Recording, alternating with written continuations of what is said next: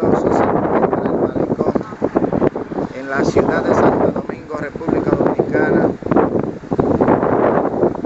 luego que esté pasando por nuestro país la tormenta Isa.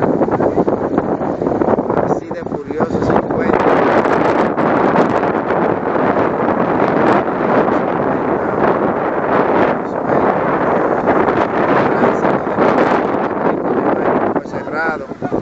Debido a la gran cantidad de escombros y piedras que está tirando el mar. Aquí podemos ver